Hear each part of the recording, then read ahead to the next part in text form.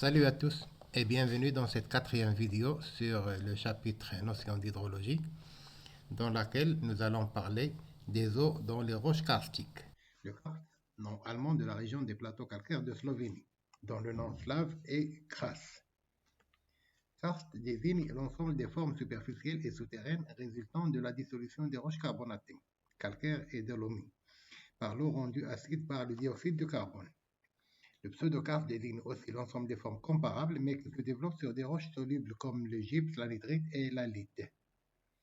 Les régions de formation calcaire caractérisées par la prépondérance du drainage souterrain dû à la dissolution de la corrosion de la roche. Cela donne des grottes, des gouffres, des résurgences, etc. et par le développement d'une topographie originale.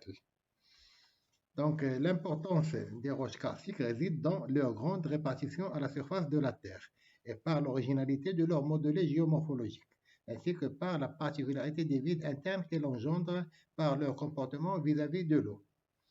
Dans les modelés karstiques, nous distinguons plusieurs figures naturelles de dissolution en surface et en profondeur. En surface, nous avons des dépressions qu'on appelle des dolines ou des dépressions plus importantes qu'on appelle des pôles G. Il y a aussi des puits, des avennes, des canyons, des champs de la pièce. Alors, en profondeur, nous avons des grottes, des galeries où l'eau coule sous forme de cours d'eau et où les précipitations de carbonate donnent des formes particulières. Le processus de karstification se déroule comme suit. L'eau de pluie filtre à travers le sol contenant de l'humus, qui n'est autre que la végétation en décomposition, produisant du gaz carbonique. Donc, la matière organique fraîche lors de la décomposition va se transformer en humus. On parle d'humification. Mais auparavant, il y a une décomposition qui s'appelle minéralisation, qui va permettre à la végétation de dégager du CO2, du gaz carbonique, des sulfates, des phosphates, de l'ammoniac, du nitrate. Donc, certaines de ces molécules vont se réorganiser pour participer à la formation de l'humus qui va lui-même subir une minéralisation secondaire et qui va, encore une fois, dégager du CO2, des sulfates, et ainsi de suite. Donc, le CO2 libéré par la minéralisation de la matière organique fraîche sera dissous dans l'eau. L'eau dissout ce gaz et le transforme en acide carbonique dont elle se charge. Alors, on a alors une eau acide qui altère littéralement le calcaire par un phénomène chimique de dissolution des calcaires. Ce processus est en fait très faible, mais il se produit pendant une très longue durée de quelques dizaines à quelques centaines de milliers d'années. Alors, d'abord, on a la dissolution du dioxyde de carbone pour créer l'acide carbonique selon cette réaction. Donc, l'acide carbonique. Et alors, l'acide carbonique peut attaquer directement les carbonates, CaCO3, pour les transformer en un composé qui est soluble, qu'on appelle le bicarbonate de calcium, qui est soluble. Le milieu peut devenir plus acide avec l'augmentation de la concentration de l'ion hydronium, H3O+, par la dissociation à cause de l'acide carbonique. Donc, l'eau en présence d'acide carbonique va dissocier la molécule de l'acide carbonique et en faire de l'ion hydronium plus du bicarbonate. Donc, cet ion hydronium va attaquer les carbonates d'une façon beaucoup plus importante. Donc, H3O+, CaCO3 donne du bicarbonate qui est soluble, qu'on appelle aussi l'hydrogénocarbonate de calcium. Donc, l'équation bilan de toutes ces équations, c'est CO2 plus H2O va attaquer les CaCO3 pour donner du bicarbonate de calcium qui est soluble. Or, le bicarbonate de calcium, donc, il est soluble et il voyage en dissolution dans l'eau. Mais si, pour une raison ou pour une autre, il y a une partie du CO2 se trouvant dans le premier compartiment de l'équation diminue, par exemple par la photosynthèse des végétaux ou autre, la réaction va évoluer vers la gauche. Donc, il y aura précipitation de carbonate. C'est pourquoi dans les milieux karstiques, on a la dissolution, mais on a aussi la précipitation de carbonate. Alors, un certain nombre de facteurs agissent sur cette réaction. La température de l'eau, plus elle est basse, plus l'eau peut se charger en dioxyde de carbonate. L'abondance de l'eau et la durée de contact entre l'eau et la roche Donc, dans les régions désertiques, ne sont pas favorables à la formation des reliefs karstiques. Et si on trouve des reliefs karstiques dans la région désertique, c'est qu'ils témoignent d'un climat beaucoup plus humide. La nature des formations rocheuses, c'est-à-dire la composition chimique de carbonate, la teneur de l'eau en dioxyde de carbone, cette teneur augmente avec l'abondance dans le sol d'êtres vivants qui dégagent du CO2. La présence de fractures, les fissures, diaclaves, cavités et pores dans lesquels l'eau peut couler et atteindre plus d'espace, atteindre plus de surface. Alors, la morphologie karstique. Un certain nombre de mots de vocabulaire géologique sont à rapporter à ce type de relief. La morphologie karstique comporte des formes de surface et des formes souterraines, comme on le voit sur le schéma.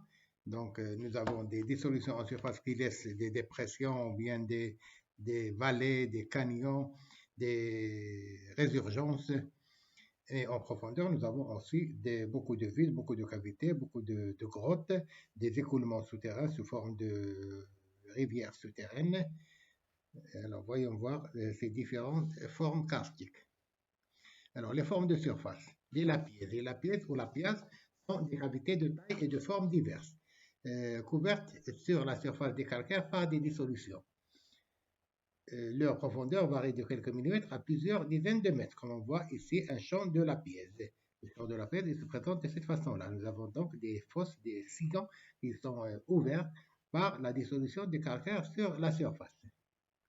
La doline. La doline est une dépression circulaire mesurant de quelques mètres à plusieurs centaines de mètres de diamètre, dont l'observateur discerne d'un coup d'œil les contours et les limites, tantôt à fond plat, ceinturé par des parois rocheuses, comme on le voit sur l'image, tantôt à forme de coupe et au rebord évasé. C'est une dépression dans laquelle on peut avoir soit une accumulation d'eau, soit pas d'accumulation d'eau. Parce que l'eau va s'échapper par la profondeur vers les nappes souterraines, s'il y a des fissures, bien sûr. Le pôle G. Le pôle G, c'est des dépressions qui dépassent en dimension les dolines. C'est une dépression karstique à fond plat, fermée entièrement par des versants rocheux escarpés. Les eaux sont souvent évacuées par un trou au fond du pôle G qu'on appelle le pôle Nord. Le pôle G est ainsi relié à une nappe phréatique par un conduit naturel. Donc ici, en coupe, nous avons une formation carbonatée dans laquelle l'eau va venir dans la dépression, mais il va s'échapper en profondeur parce que la formation carbonatée, il est affectée par une fissuration et par la karstification. Donc, nous avons ici une vallée fermée, mais au fond, nous avons de l'eau qui s'échappe par des conduits naturels et va alimenter des écoulements profonds, bien des nappes profondes, par des pôles nord, comme on le voit sur cette image. Un pôle nord, c'est un conduit où l'eau va s'échapper en profondeur de la surface de la Terre. Les canyons, ce qu'on appelle gorge ou un canyon, est un passage encaissé entre deux reliefs résultant de l'érosion hydraulique sur tout type de roches, mais préférentiellement sur les roches sédimentaires. Donc, un canyon, c'est une gorge profonde encaissée dans laquelle on a donc le cours d'eau va creuser très profondément. Alors, dans les roches karstiques, il est aidé par la dissolution. Donc, il va creuser par la dissolution de l'eau chargée en gaz carbonique ou bien en acide carbonique. Formes souterraines.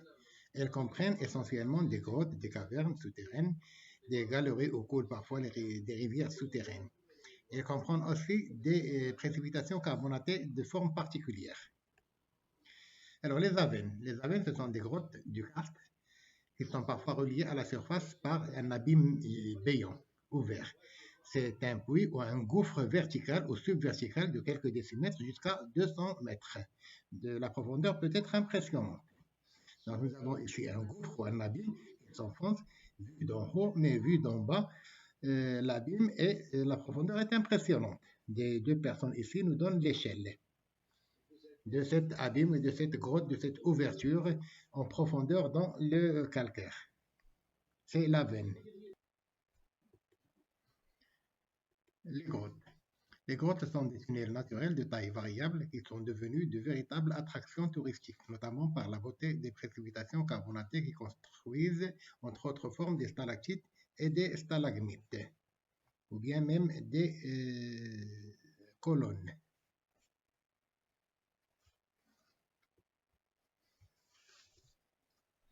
Les stalactites du grec stalazein, c'est couler goutte à goutte. Ce sont des aiguilles calcaires qui pendent verticalement du plafond de certaines excavations souterraines. Donc, les solutions carbonatées s'infiltrent par les fissures et arrivent sur le plafond des grottes et à partir de laquelle ils vont s'égoutter goutte à goutte.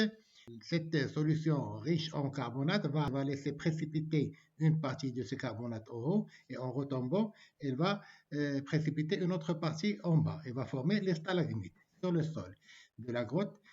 Donc, les stalagmites sur le sol de la grotte est un cône calcaire vertical et se forme en dessous de chaque stalactite. Et la stalactite donc va remonter progressivement, la stalagmite va croître vers le bas jusqu'à ce qu'ils se rencontrent. Lorsqu'ils se rencontrent, ils forment des colonnes. Alors, les aquifères karstiques. Les calcaires et les dolomies forment des aquifères caractérisés par une perméabilité extrêmement hétérogène. L'eau circule à la fois dans les petites fissures, dans les pores, et l'eau des résurgences ayant simplement traversé les roches sous forme de cours d'eau souterrain n'est pas filtrée et donc sa qualité est médiocre, qu'il faut désinfecter pour consommer. Donc là, nous avons une résurgence karstique, la résurgence de la loupe en français. Alors, la quantité d'eau dans les réservoirs karstiques est très variable. Dès qu'il y a des précipitations, l'eau s'écoule dans les fissures et atteint la nappe. Le niveau poisométrique de la nappe monte et les sources taries vont renaître. Ensuite, la surface de la nappe s'abaisse en attendant d'autres précipitations. Les sources ont des débits très variables. Donc, les sources, ici, nous avons une source qui est tarée et qui va renaître après les précipitations. Cela se répète à chaque passage d'une précipitation importante. Le niveau piézométrique augmente, remonte, les sources renaissent, on a un écoulement important, et puis, lorsqu'il n'y a plus de précipitations, le niveau piézométrique va baisser et les sources se tarissent. Donc, ces eaux sont exposées à la pollution. C'est pourquoi elles doivent être rigoureusement analysées pour déterminer leur taux de pureté avant de les mettre à la disposition des consommateurs. Puisque l'eau coule dans des conduits ouverts et il n'est pas filtré comme dans les milieux poreux avec une porosité de grains, ici l'eau va couler dans des grottes de grande taille, si bien qu'il ne sera pas filtré. Et il risque même d'être pollué par les pollutions humaines, ce qui fait qu'il est nécessaire, avant de les mettre à la disposition de la consommation, de faire des analyses très importantes pour voir le taux de leur pureté, de la quantité de la bioturbation, des microbes qui peuvent y être. Les roches karstiques évaporiques. Les formes karstiques sont très nombreuses dans les roches évaporiques, les gypses, les sels et l'anhydrite. On peut y voir des dépressions topographiques de type varié, généralement sous forme d'entonnoir, parce qu'il y a du vide en bas qui va faire qu'il y a des effondrements et à la surface, on a des dépressions sous forme d'entonnoir, donc des réseaux souterrains importants. La mise en solution des évaporites s'effectue directement sans action de SO2. Elle est plus rapide et les recristallisations par évaporation se font aussi rapidement. Je vous remercie de votre attention.